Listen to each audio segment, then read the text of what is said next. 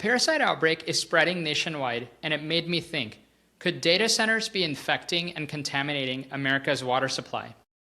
There have been recent reports in Forbes, Futurism, and even commentary from leading food scientists about the theory that the parasite is waterborne. So I spent hours researching and trying to connect the dots for you, so we could learn what this could mean for all of us. You've heard about AI and things like ChatGPT. Well, all of it runs inside enormous windowless buildings called data centers, and those buildings drink millions of gallons of water every single day. In the next few minutes, I'm going to show you how the true story of one data center that leaked a rare and deadly germ right into the water a city sprays into its own parks. That just happened a couple months ago.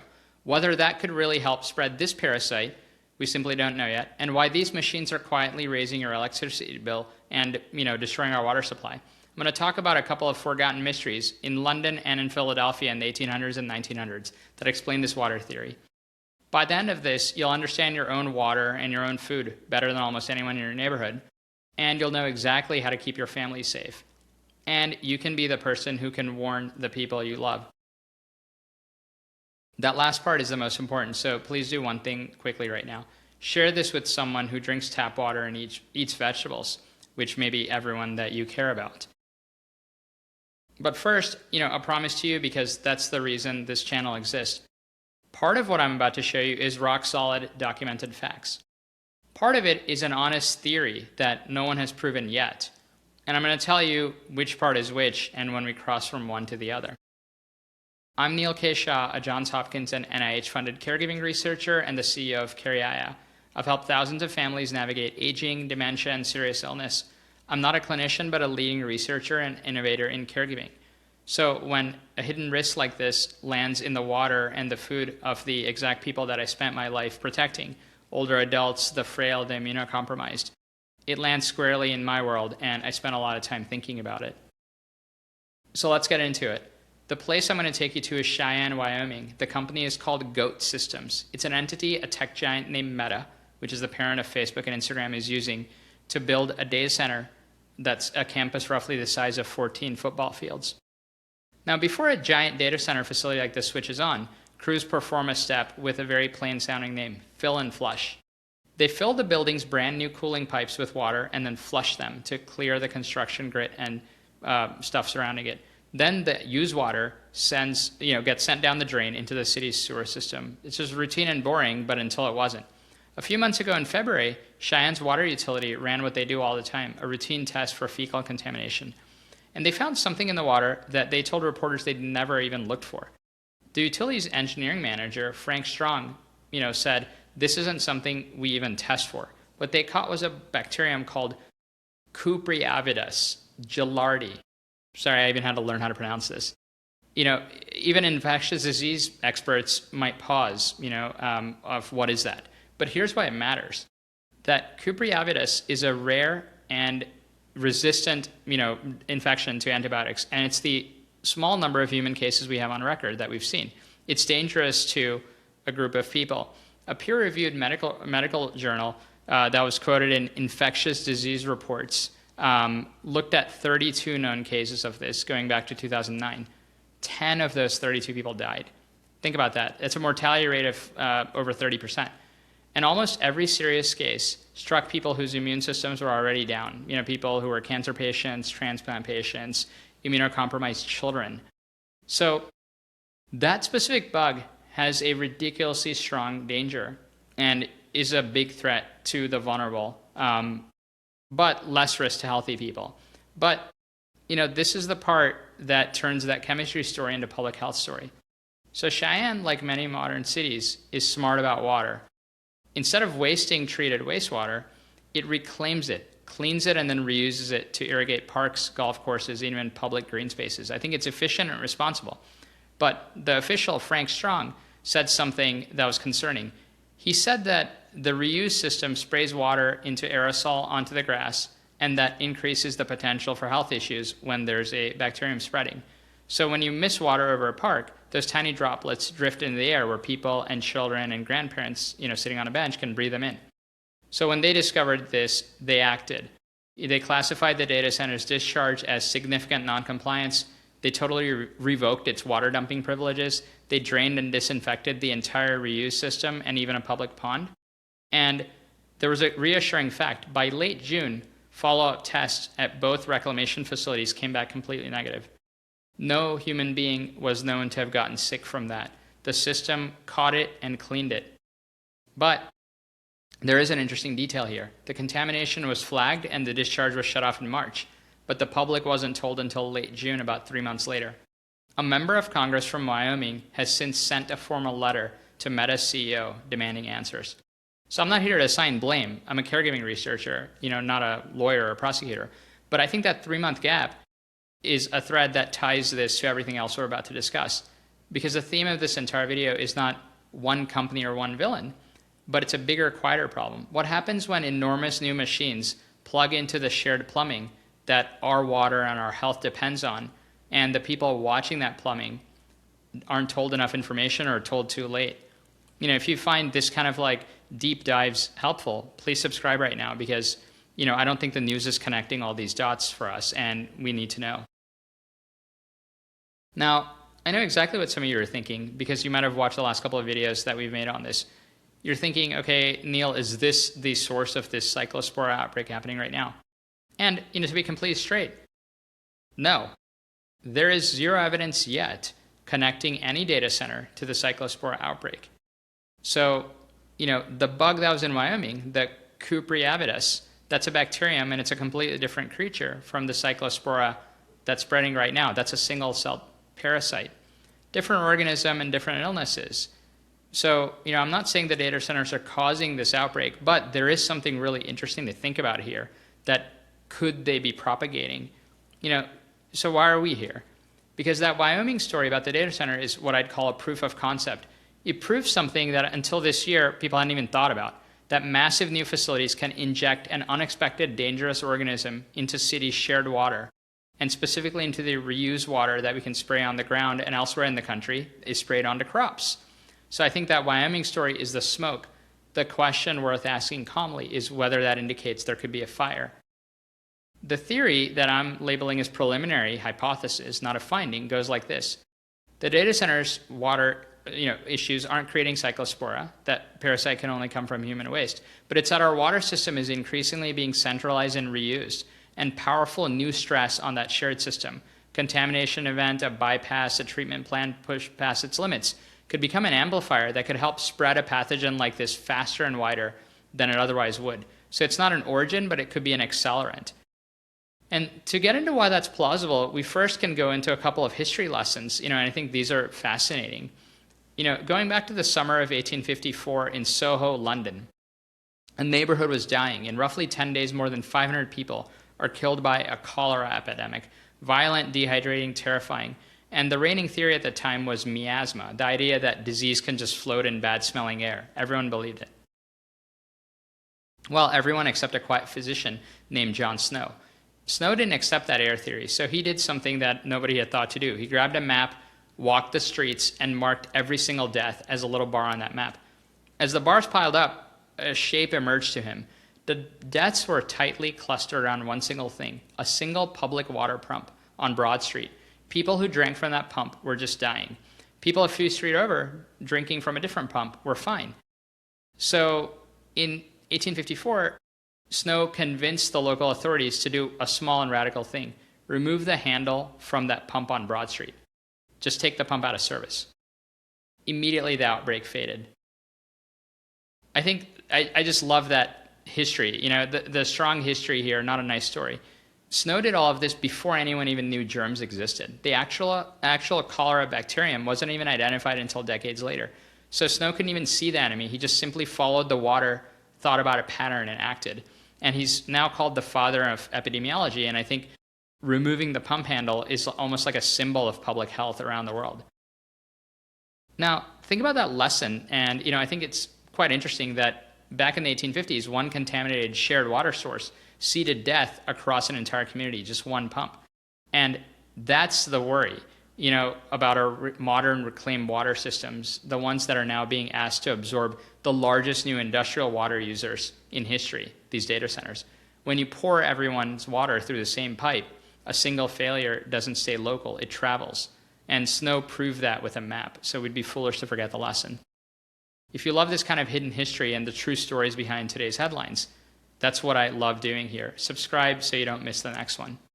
So, how thirsty are these data centers really?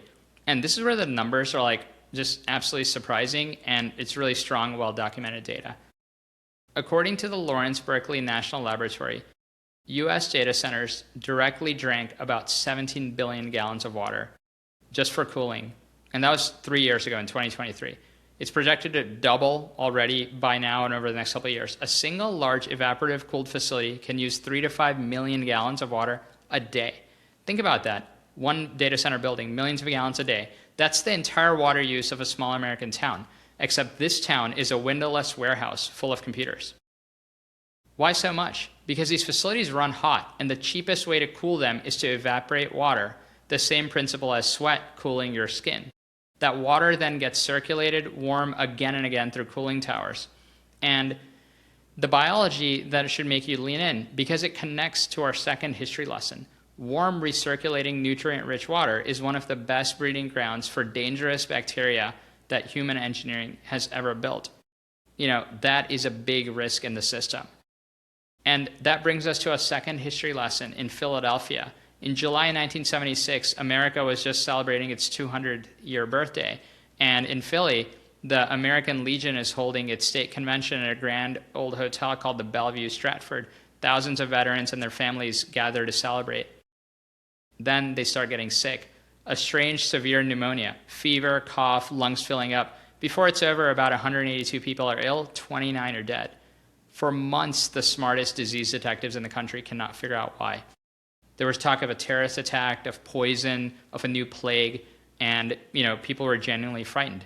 The break came a few months later when a scientist named Dr. Joseph McDade identified an entirely new bacterium. We named it after its victims, Legionella.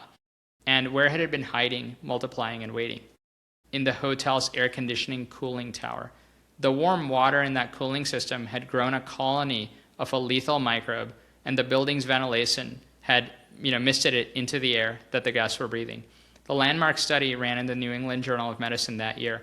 The Bellevue Stratford, one of Philadelphia's finest hotels, closed its doors that November. It was basically killed by its own plumbing. So now, connect the wires here. In 1976, a cooling tower turned warm water into an aerosol and killed 29 people, most of them older people. In 2026, a water utility manager in Wyoming looked at data centers, reclaimed water being sprayed as an aerosol into public parks, and said literally that, hey, this is going to cause health issues. That's 50 years apart, but the same mechanism, the same warm water, aerosol, same vulnerable people. History doesn't repeat, but I think it rhymes sometimes, and it might be trying to tell us something. And I'd note that Legionnaires disease cases in the U.S. have risen roughly 5-fold since the year 2000. So, that problem hasn't even gone away yet. So, this is the heart of the video, because I've shown you kind of like the history that the theory stands on. But, I want to hold myself and these theories to a strict standard. So, we still don't know yet about the contributors of data center and water usage to Cyclospora. But Cyclospora, this specific parasite makes the thought experiment interesting and more than an idle worry. And strong evidence from CDC suggests that Cyclospora shrugs off chlorine. The agency's own guidance is it's unlikely to be killed or inactivated by routine chemical disinfection. And no EPA-registered disinfectant has been shown to reliably kill it. So the chlorine that we count on to keep our water safe for this parasite, it's not a speed bump. And evidence here also, secondly, genuinely conflicts.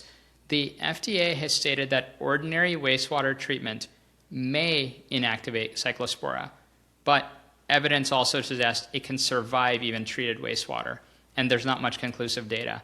USDA-funded researchers have confirmed the parasite is now endemic here in the U.S. and can be recovered from both wastewater and irrigation water. So think about that. It resists our main disinfectant, and it may survive the very treatment steps that we rely on. It's not proof of anything, but I think it's a reason to pay attention. Now, assemble the chain here. Human waste carrying this parasite enters the wastewater system. We know that's how Cyclospora works. The water gets treated, but chlorine doesn't finish the job. Full removal isn't guaranteed. The reclaimed water gets sprayed into crops onto our landscape, or the parasite can persist, in the environment long enough to sporulate and become infectious over 1 to 2 weeks. And this same centralized reused water system, we are now plugging the thirstiest industrial machines ever built, these data centers, at a moment when we have just learned in Wyoming that a single facility can inject unexpected pathogens all over the town, and the public may not even hear about it for months. So this is, to me, very concerning and very scary. There's no evidence yet that data centers can spread Cyclospora, but there is an emerging theory about how our shared water systems could, in principle, accelerate the spread of a waterborne bug. And as soon as we find real evidence, you'll hear it from me first. But the reason I'm raising all this is the same reason that I think Jon Snow grabbed a map, 200 years ago. Sometimes you have to think about the pattern before you can prove the mechanism. And sometimes people pay a price for waiting. And it's always the same: the older, the sick, the young, and the vulnerable that we care for. So I think we need to be very vigilant here. And the water story is just one room here in like a larger house. And I'm talking about data centers here. Why does the United States have roughly 40% of the entire world's data centers? It's the artificial intelligence boom. Every chatbot answer, every AI image, every automated tool running all over the country runs inside these buildings. And because America built the industry, we host the hardware. So, by some measures, we hold close to half of the world's computing capacity on this. One region alone, Northern Virginia, is nicknamed the Data Center Alley. It contains something like 14% of all the data centers on the planet, from what I read somewhere. And that concentration lands on real people and real towns with real consequences, even beyond water. Think about your electricity bill. There's no partisan spin here. That hits families of every political stripe. The independent monitor that watches the largest U.S. power grid, which serves the Mid-Atlantic and Midwest, found that data centers were responsible for 63% of a recent jump in electricity prices, about $9 billion in extra costs that are passed along to regular people. In early 2026, wholesale power in that region ran roughly 76% higher than just 1 year before. And that monitor said plainly that the impact on customers was very large and not reversible. In some areas, households are seeing significant increases in their electricity prices. This is contested. One study at Rutgers found, no robust hit to residential bills, but that was through 2024. And sometimes also there's political claims that 200% increase. Many fact checkers have disputed that. But I think that data centers are putting real rising pressure on the electrical grid and on prices. And reasonable people are still arguing about exactly how much, that is going to cost us. So I think that's a real legitimate question. These facilities run 24 hours a day, and they're also creating a tremendous amount of noise. Their cooling equipment produces a constant low-frequency hum. In Northern Virginia, residents have measured sound at the edge of their properties in a range that EPA associates with trouble sleeping. In Chandler, Arizona, a neighborhood fought for nearly several years before a city finally required sound studies before new construction. So for many people, chronic noise isn't just annoying. Disrupted sleep and constant low-grade stress are associated with higher blood pressure and cardiovascular strain. So I think those complaints are real legit, and the health risk is enough to be taken seriously. And then beyond that, there's the air. When a data center needs backup power, it often burns diesel or gas. Some are even firing up turbines faster than the permits can keep up. In Memphis recently, a facility running gas turbines has drawn a Clean Air Act lawsuit from major environmental law groups. And again, these are interesting observations. There's no verdict yet, but I think emissions that are happening right next to where people live are associated with respiratory and heart problems that sometimes can hit older adults the hardest. So I think if you ask people in these communities that are living next to them, it's not hypothetical. People have found $130 billion in data center projects recently were blocked or delayed by local opposition.